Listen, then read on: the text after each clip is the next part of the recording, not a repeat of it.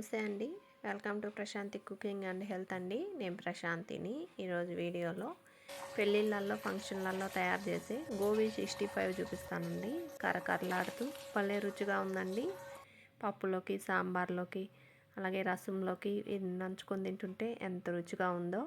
అలాగే snacks లాగైనా evening టైంలో వేడివేడిగా చేసుకొని తింటుంటే ఎంతైనా తింటానే ఉంటారండి. అంత రుచిగా ఉంది. మీరు కానీ ఇలాగ ఒకసారి ట్రై చేయండి. మీకు కానీ చాలా బాగా నచ్చుతుంది. వీడియోలోకి వెళ్ళే ముందుగా ఫస్ట్ టైం కొత్త వాళ్ళు వీడియో చూస్తుంటే ప్లీజ్ మా ఛానల్ని సబ్స్క్రైబ్ చేసుకొని వీడియో నచ్చితే లైక్ చేయండి. మరి వీడియోలోకి వెళ్ళిపోదాము. చూడండి, కాలీఫ్లవర్ అండి. కొంచెం చిన్న సైజు ఉంటాయి. నేను కొంచెం పెద్ద సైజుదే తీసుకున్నాను. ఇది 30 రూపాయలండి రేటు కూడా. ఇదంతా నీట్గా కడిగేసుకొని ఇప్పుడు ఇలా కట్ చేసుకోవాలి. వీటిలో పురుగులు కానీ ఉంటాయండి, చూసుకొని కట్ చేసుకోండి. మరి చిన్న ముక్కలు కాకుండా పెద్ద ముక్కలు కాకుండా కొంచెం మీడియం సైజులో ముక్కలు కట్ చేసుకోవాలి. అంతా కట్ చేసుకుని ఇలా ప్లేట్లో పెట్టుకోండి. చూడండి, ఫ్లవర్ అంతా కట్ చేసి ఇలా ప్లేట్లో పెట్టుకున్నాను. ఈ సైజులో ముక్కలు కట్ చేసుకున్నాను. ఇప్పుడు స్టవ్ వెలిగించుకొని ఒక బౌల్ పెట్టుకొని ఈ గిన్నెలోకి సగం పైన నీళ్ళు తీసుకోవాలండి. ఇప్పుడు 1 స్పూను ఉప్పు, ఒక 1/2 టీ స్పూన్ పసుపు వేసుకొని ఒకసారి గంటితో ఇవన్నీ కలిసే విధంగా ఇలా కలుపుకోండి. నీళ్ళు మరుగుతున్నాయి చూడండి. ఇప్పుడు సిమ్లో పెట్టుకొని ఈ ముక్కలన్నీ వేసుకోవాలి. ఇవి ఉడికేటప్పుడు ఇవన్నీ నీట్గా వేసేసుకోండి. మనం ఉప్పు వేసాం కాబట్టి ఉప్పు కూడా ఈ ముక్కలు బాగా పట్టి చప్పగా లేకుండా బాగా రుచిగా ఉంటాయి. ఇవి ఒకసారి ఇలా కలుపుకుంటూ ఉడికించుకోండి. 2 నిమిషాల సేపు, అంటే 60% ఉడకాలండి. మరి మెత్తగా ఉడకకూడదు. మీరు మధ్య మధ్యలో చెక్ చేసుకుంటూ ఉండండి. కొంచెం ముక్కలు తిల్లగా గంటితో తీసుకొని ఫోర్క్తో ఇలా గుచ్చి చూస్తే చూడండి బాగా ఉడికాయి. ఇప్పుడు వెంటనే స్టవ్ ఆఫ్ చేసేసి ఇలా గంటితో తీసుకొని ఇలాగా స్ట్రైనర్లో వేసుకోండి. ఇట్లా ఉండే నీళ్ళన్నీ పోయాక ఇప్పుడు ఒక ప్లేట్లో తీసుకోండి. అన్నీ తీసేసుకొని ఇలా ప్లేట్లో పెట్టుకున్నానండి. ఇప్పుడు మనం పిండి కలుపుకోవడానికి ఒక పెద్ద బౌల్ తీసుకొని కప్ అండి మైదా పిండి, అంటే 125 గ్రాములు మైదా పిండి తీసుకున్నాను. ఇదే కప్పుతో మీకు అన్ని కొలతలు చూపిస్తానండి. 3/4 కప్ అండి కార్న్ఫ్లోర్ వేసుకున్నాను. అలాగే బియ్యం పిండి అండి 1/2 కప్ వేసుకున్నాను, అంటే ఒక 2 టేబుల్ స్పూన్లు వచ్చింది. అలాగే 1/2 కప్పు శనగపిండి అండి. 1 స్పూన్ ఆయిల్ వేసుకోండి.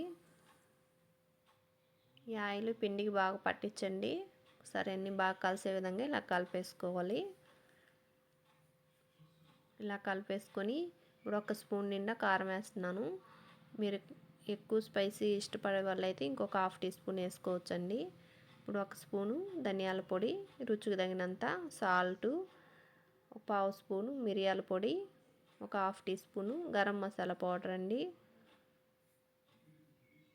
1 టీ స్పూన్ నిండా అల్లం వెల్లుల్లి పేస్ట్ వేస్తున్నాను. కొంచెం కరివేపాకు, కొత్తిమీర సన్నగా తరిగేస్తున్నాను. అంతా నీట్గా వేసుకొని ఇప్పుడు ఇవన్నీ ఒకసారి బాగా కలుపుకోండి. ఆరెంజ్ రెడ్ ఫుడ్ కలర్ అండి, మీకు ఇష్టం ఉంటే వేసుకోండి, లేదంటే స్కిప్ చేసుకోండి. మనకి ఫంక్షన్లో తయారు చేసినట్టు రావాలి అంటే కొంచెం వేసుకోవాలండి. ఇలా వేసుకొని పిండిలో కలిసే విధంగా ఒకసారి అంతా బాగా కలిపేసుకోండి.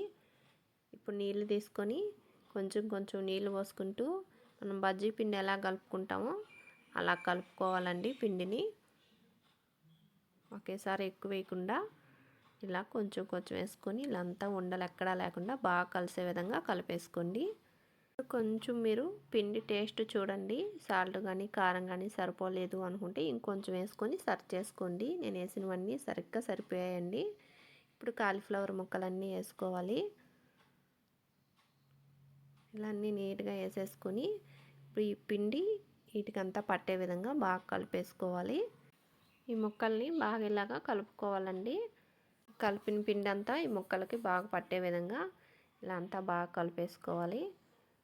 చూడండి అంతా బాగా కలిపేసాను.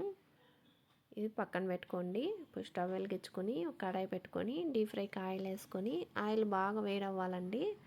వేడయ్యాక కొంచెం మీడియం ఫ్లేమ్లో పెట్టుకొని ఇప్పుడు ముక్కలు ఈ విధంగా ఒక్కొక్కటి వేసుకోండి. జాగ్రత్తగా వేసుకోండి, ఆయిల్ పైన పడకుండా. ఆయిల్లో వేసిన వెంటనే గంటితో కలపకుండా కొంచెం సేపు వదిలేయండి. కాస్త కాలిన తర్వాత అప్పుడు తిప్పుకోండి. ముక్కలు బాగా కాలేంత వరకు 2 సైడ్లు ఇలా కలుపుకుంటూ బాగా ఫ్రై చేసుకోండి. ఇలా బాగా ఎర్రగా కాలిన తర్వాత ఇలా చిల్లుల గంటితో తీసేసుకోండి. సేమ్ అంతా మీరు ఇదే విధంగా చేసేసుకోండి. ఇలా ఆయిల్ అంతా వేసుకొని ఇలా 2 వైపులా కలుపుకుంటూ ఎర్రగా వేగిన తర్వాత తీసేసుకోవటమేనండి. ఇలా టిష్యూ పేపర్స్లో వేసుకోండి. ఆయిల్ ఏదైనా ఉన్నా కానీ టిష్యూ పీల్ చేసుకుంటుంది. అంతా చేయటం అయిపోయాక ఒక 4-5 పచ్చిమిరపకాయలు ఇలా పొడవుగా చీల్చుకొని అలాగ ఒక 2 రెమ్మలు కరివేపాకు నీళ్ళలో కడుక్కొని తుడుచుకొని ఇప్పుడు ఇలాగా స్టైనర్లో వేసుకొని ఆయిల్లో బాగా వేపుకొని ఇప్పుడు ఇలాగ గోబీలో వేసుకుంటే కరకరలాడే గోబీ 65 తయారైపోయిందండి. పప్పులోకి, రసంలోకి, సాంబార్లోకి, అలాగే పచ్చట్లోకైనా దేంట్లో అయినా కానీ నంచుకొని తింటుంటే ఎంత బాగుందో అండి.